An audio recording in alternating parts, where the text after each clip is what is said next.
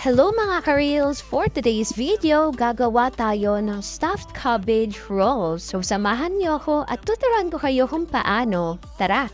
Ang unang dapat gawin ay pakuluan ang cabbage ng saglitan lamang.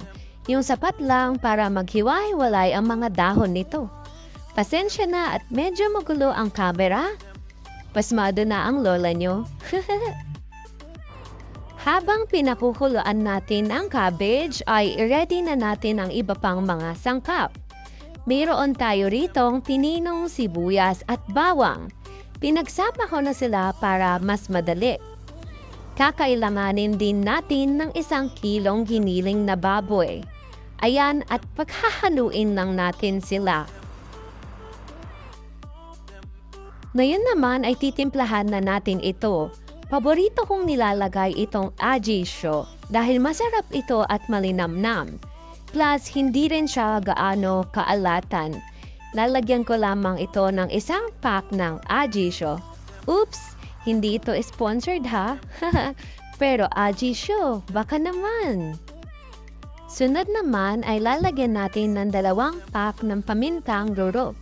Ang gamit ko dyan ay paminta tunay food seasoning. Oops! Hindi ulit sponsored. Sunod naman ay maglalagay lamang tayo ng 5 itlog. At hahalu-haluin lamang natin siya hanggang mag-combine ang lahat ng ingredients. Hindi pala ayos ang angulo ng camera at hindi pala nakikita ang ginagawa ko. Di bale, i-explain ko na lang sa inyo. So pag napaghiwa-hiwalay nyo na ang pinakuluang cabbage ay lalagyan ito ng mantikilya o ng butter. Tapos, saka natin lalagyan ng 1 kutsarang giniling o yung pinaghalo-halo nating ingredients kanina. Ito nakuha ko lang to sa Google pero dapat ganyan ang maging itsura. Tapos, saka nyo siya bibilutin gamit ang cabbage. Ilalagay lang natin lahat ng nabilot natin sa kaserola o sa kawali na paglulutuan natin. Ulitin lang natin ang proseso hanggang sa maubos natin ang ginawa nating filling at ang lahat ng dahon ng cabbage natin.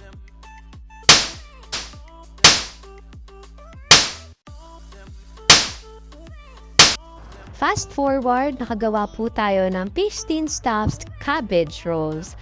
Yung mga natirang cabbage ay ilalagay ko sa ibabaw nang sa gayon ay maluto at makain din sila. Para hindi rin sila sayang, 'di ba? Isalang natin ito sa medium to high heat na apoy. Tapos, lagyan natin ng mainit na tubig nang sa gayon ay mabilis itong kumulo at maluto. Ngayon, timplahan naman natin ang sabaw na 30 to 40 drops ng Knorr seasoning. Charot, hindi ko talaga nabilang kung ilang drops yan. Kayo na po ang bahala. Tapos noon ay lagyan din natin ng Knorr beef cubes. O Knorr, baka naman. Matapos nating timplahan ay takpan muna natin ito at hintayin natin siyang kumulo. Naku, hindi ko na-videohan ang finished product. Di bale, sa susunod tatandaan ko na. Pero dapat ganito ang maging itsura niya. Nakuha ko lang yan sa Google kaya credit sa mga may-ari. Maraming salamat sa panonood mga ka-reels. Hanggang sa muli!